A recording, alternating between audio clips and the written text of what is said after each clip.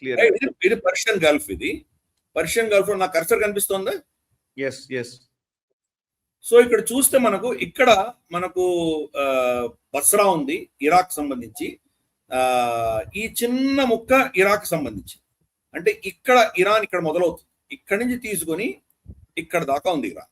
ఇది పాకిస్తాన్ బోర్డర్. ఇంత ఏరియా గ్వాదర్ కొంచెం దూరంలో వీళ్ళ బోర్డర్ వస్తుంది.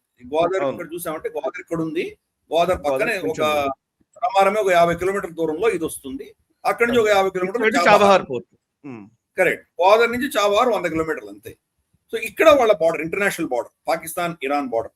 అంటే ఇక్కడి నుంచి తీసుకొని మనకు ఇక్కడ ఇరాక్ బార్డర్ వరకు ఎంత ఏరియా కవర్ చేయాలి? రమారమి 2000 పైచీలకు, 2000 కిలోమీటర్లు పైచీలకు ఈ మొత్తం అమెరికా అధీనంలో తీసుకోవాలి. అంత కెపాసిటీ ఉందా వాళ్ళకి? ఇరాక్ ని వాళ్ళు కబ్జా చేసుకున్నప్పుడు 2500 కిలోమీటర్ల తీర ప్రాంతం అంటే సార్ అది. కరెక్ట్. 2500. ఈ చిన్న ముక్క మాత్రమే ఇరాక్. కాబట్టి ఇరాక్ వాళ్ళు ఈజీగా టేక్ ఓవర్ చేయగలిగారు. ప్లస్ ఇక్కడ మన టెరెన్ చూసామంటే ఇవన్నీ పర్వతాలు, జాగ్రెబ్ మౌంటైన్స్ అంటారు. ఇవన్నీ కూడా జాగ్రెబ్ మౌంటైన్స్. ఇరాక్ మొత్తం డెజర్ట్ ఏరియా. ఇది ఈజీగా సునాయాసంగా కువైట్ నుంచి వాళ్ళు వెళ్ళి కొట్టగలిగారు, కానీ జార్డన్ నుంచి అక్కడి నుంచి వచ్చి కొట్టగలిగారు. కానీ ఇరాక్ లో ఎంటర్ అవ్వాలి, ఇరాన్ లో ఎంటర్ అవ్వాలంటే ఇన్ని పర్వతాలే. ఈ మొత్తం ఇదంతా పర్వతాలే. ఇది ఇక్కడ బందర్ అబ్బాస్ ఉంటుంది. ఇది మొత్తం ఇదంతా కూడా పర్వత ప్రాంతాలే. ఈ పర్వతాలు దాటుకుంటూ లోపలికి వెళ్ళాలి. ఎలా వెళ్ళగలరు వాళ్ళు? సో ఈ ఆపరేషన్స్ ఏదైతే అమెరికా చేయబోతుందో కర్గ్ ఐలాండ్ ని టేక్ ఓవర్ చేస్తారంటారు. కర్గ్ ఐలాండ్ చూద్దాం. కర్గ్ ఐలాండ్ ఎక్కడ ఉంది? ఇది కర్గ్ ఐలాండ్. ఇది ఇరాన్ బార్డర్ నుంచి, ఇరాన్ కోస్ట్ నుంచి 15 కిలోమీటర్ల దూరంలో ఉంది. దీనిని టేక్ ఓవర్ చేయాలంటే అమెరికా ఎక్కడి నుంచి రావాలి? నియరెస్ట్ వచ్చేసి ఇరాక్ నుంచి రావాలి, లేదా వీళ్ళు కువైట్ నుంచి రావాలి, లేదా ఇక్కడ సౌదీ అరేబియా నుంచి రావాలి. ఇక్కడి నుంచి ఇక్కడికి వెళ్ళాలంటే రమారమి 100-150 కిలోమీటర్ల దూరం వీళ్ళు ప్రయాణం చేయాలి. ఎలా వస్తారు వాళ్ళు? ఇంత దూరం కువైట్ సిటీ నుంచి ఇంత దూరం రావాలి. ఇంత దూరం వస్తే కనుక ఆబ్వియస్లీ వీళ్ళు ఇక్కడి నుంచి దాన్ని మిజైల్స్, డ్రోన్స్ తో కొడతారు. కాబట్టి దీన్ని టేక్ ఓవర్ చేయడం అనేది ఆల్మోస్ట్ నెక్స్ట్ ఇంపాసిబుల్. అసలు దీన్ని మొత్తం వాళ్ళు మైండ్స్ పెట్టేశారు. ఈరోజు ఈ మొత్తం ఈ సరిహద్దు అంతా కూడా ఇక్కడ రన్వే కనిపిస్తుంది మనకు. ఇక్కడ మనం చూసామంటే ఇక్కడ రన్వే కనిపిస్తుంది. ఇది రన్వే, కర్గ్ ఐలాండ్ సంబంధించిన రన్వే. ఇది కర్గ్ ఐలాండ్. ఇక్కడ కూడా ఒక రన్వే ఉంటుంది. ఆయిల్ వెల్స్ కూడా ఉంటాయి. డైరెక్ట్ గా జూమ్ ఇన్ చేస్తే సార్ ఆయిల్ ట్యాంక్స్, ఇవన్నీ కూడా ఆయిల్ ట్యాంక్స్ ఉన్నాయి. ఇవన్నీ ఆయిల్ ట్యాంక్స్ ఇవి. సో ఆఫ్ కోర్స్ దీన్ని కొడితే కనుక చాలా పెద్ద ప్రాబ్లమ్స్ వస్తాయి.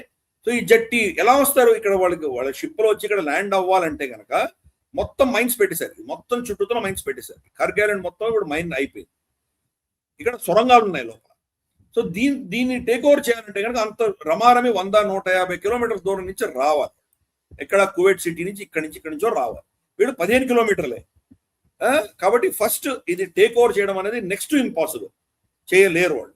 కానీ హైపోథెటికలీ టేక్ ఓవర్ చేశారని అనుకుందాం కాసేపు. టేక్ ఓవర్ చేస్తే ఈ పర్వతాలు, కొండల్లో నుంచి వాళ్ళు అక్కడి నుంచి ఫైరింగ్ చేస్తూనే ఉంటారు. ప్రతిరోజు ఫైరింగ్ చేస్తూనే ఉంటారు. ఎంతమంది అమెరికన్ సైనికులు చనిపోతారు దీంట్లో. సో కంటిన్యూస్ బొంబార్డ్మెంట్ జరుగుతుంది. ఈ కొండలు ఎక్కడెక్కడ దాచిపెట్టారో తెలియదు వాళ్ళు.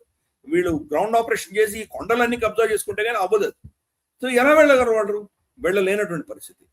పైపెచ్చు ఒకవేళ కబ్జా చేసుకున్నారు అనుకుందాం, ఇక్కడ నుంచి వాళ్ళ ఆయిల్ బయటకు వెళ్ళడానికి స్ట్రేట్ ఆఫ్ హార్మోజ్ ఉంది. ఇక్కడ స్ట్రేట్ ఆఫ్ హార్మోజ్ లో కాపీ కోసం కూర్చున్నారు వాళ్ళు. దీన్ని దాటి వెళ్ళలేదు అమెరికా. సో ఇక్కడ ఒకవేళ కర్గ్ ఐలాండ్ ని వాళ్ళు టేక్ ఓవర్ చేసినా కానీ కూడా, ఇక్కడ కర్గ్ ఐలాండ్ ని టేక్ ఓవర్ చేసినా కానీ కూడా బయటికి ఎలా వెళ్తారు? బయటికి వెళ్ళలేనటువంటి పరిస్థితి. పోనీ ఇక్కడ పరిస్థితి చూద్దామంటే ఇక్కడ ఒక 4-5 ఐలాండ్స్ ఉన్నాయి. ఇవన్నీ కూడా ఇరాన్ కంట్రోల్లో ఉన్నాయి. ఇది అఫ్ కోర్స్ మేజర్ది ఖసెమ్ ఐలాండ్ అన్నది, ఇది వాళ్ళ మేజర్ ఐలాండ్ అది. అలాగే మనం చూస్తే కనుక లరాక్ అన్నది ఇది హార్మోజ్ ఐలాండ్. తర్వాత హంగన్ ఐలాండ్, తర్వాత గ్రేట్ టుంబు, లోవర్ టుంబు రెండు ఉన్నాయి ఇక్కడ. ఇది లోవర్ టుంబు. ఇవి మేజర్. అఫ్ కోర్స్ ఇంకా చిన్న చిన్న చాలా ఉన్నాయి, బట్ మేజర్లీ ఇవి కూడా ఉన్నాయి. ఇవన్నీ కూడా ఇరాన్ అధీనంలోనే ఉన్నాయి. సో ఈ ఐలాండ్స్ అన్నింటినీ దాటుకొని ఎలా వెళ్తారు? ఇక్కడంతా మైన్స్ పెట్టేశారు వాళ్ళు. సముద్రంలో మైన్స్ పెట్టారు. వీళ్ళు వెళ్తే కనుక దాన్ని షిప్లో, బోట్లో వెళ్తే కనుక పేలిపోతాయి. పారాడ్రాప్ అయ్యారంటే కనుక వాళ్ళు అక్కడ దొరికిపోతారు. 10 లక్షల మందిని ఈ రోజు వాళ్ళు మొబిలైజ్ చేసింది ఈ రోజు ఇరాన్. వాళ్ళందరూ కూడా ఇక్కడ మఫ్టీల్లో అక్కడ కాపు కాసు రెడీ కూర్చొని ఉన్నారు. అంటే ఇట్స్ అ షూర్ షాట్, ఒక విధమైనటువంటి ట్రాప్ కింద మనం భావించాలి. బందర్ అబ్బాస్ ఇక్కడ ఉంటుంది. మనకు చూస్తే బందర్ అబ్బాస్ ఇక్కడ ఉంది. So Bandar Abbas major port వాడు. ఇక్కడ మొత్తం ఈ యొక్క సీ కోస్ట్ అన్ని సొరంగాలు తవ్వుకొని కూర్చున్నారు. కాబట్టి ఇక్కడికి వస్తే కనుక వాళ్ళు టార్గెట్ చేసి కొట్టగలరు. ప్లస్ ఈ మైన్ ఇక్కడ మనం చూసామంటే ఇక్కడి నుంచి ఇక్కడికి చాలా తక్కువ గ్యాప్ ఉంది. జస్ట్ 22 కిలోమీటర్స్ లో కూడా ఒక 4-5 కిలోమీటర్స్ మాత్రమే నావిగబుల్. ఇక్కడ ఇసుక ఎక్కువ ఉంటుంది, ఇక్కడ ఇసుక ఎక్కువ ఉంటుంది. ఆ పెద్ద పెద్ద షిప్లు వెళ్ళలేవు. ఈ మధ్యలో 4 to 5 కిలోమీటర్స్ లోపల మాత్రమే వెళ్ళొచ్చు. ఆ 4-5 కిలోమీటర్ వాళ్ళు మైన్లు పెట్టేస్తే అయిపోయింది, ఏమీ చేయలేదు అమెరికా. ఇది తర్వాత ఇక్కడ వచ్చేది గల్ఫ్ ఆఫ్ ఒమాన్.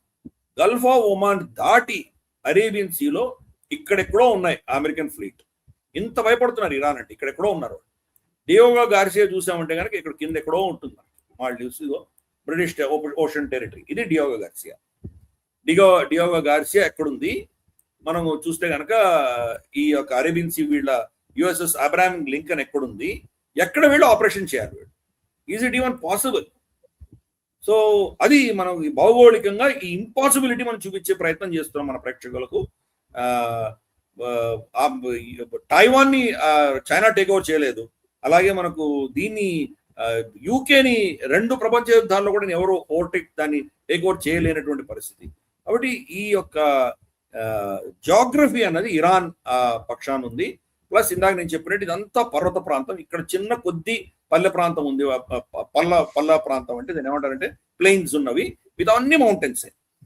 ఇటు ఆఫ్ఘనిస్తాన్ సైడ్ మౌంటైన్సే ఉన్నాయి, సముద్రం అంతా మౌంటైన్సే ఉన్నాయి, నార్త్ లో మౌంటైన్స్ ఉన్నాయి, అజర్బైజాన్ దగ్గర మౌంటైన్స్ ఉన్నాయి, అలాగే మనకు ఉజ్బెకిస్తాన్ దగ్గర మౌంటైన్స్ ఉన్నాయి, ఇక్కడ కాస్పియన్ సీ ఉంది. సో ఎక్కడి నుంచి ఇన్వైట్ చేస్తుంది అమెరికా? సో నేను ఇది షేరింగ్ ఆపేస్తాను. సో మనకు ఎక్కడి నుంచి ఇన్వైట్ చేస్తుంది ఇది మనం అర్థం చేసుకోవాలి. ఇన్వైట్ చేయడానికి it is almost impossible, militarily impossible. అయినా కానీ మొండిగా కనుక డొనాల్డ్ ట్రంప్ రాబోయే 15-20 రోజుల్లో ఆయన కనుక అటువంటిది ఏమైనా చేస్తే మూల్యం చెల్లించాల్సి వస్తుంది. ఈ వీడియో మీకు నచ్చినట్టయితే లైక్ చేయండి, 10 మందికి షేర్ చేయండి, అలాగే కామెంట్ల రూపంలో మీ అభిప్రాయాలను మాతో పంచుకోండి. Nationalist hub group of channels ను సబ్స్క్రైబ్ చేసుకుని తెలుగునాట జాతీయవాద జర్నలిజాన్ని ప్రోత్సహించండి. ఈ వీడియో కింద ఉన్న బెల్ ఐకాన్ పై క్లిక్ చేయడం మర్చిపోవద్దు.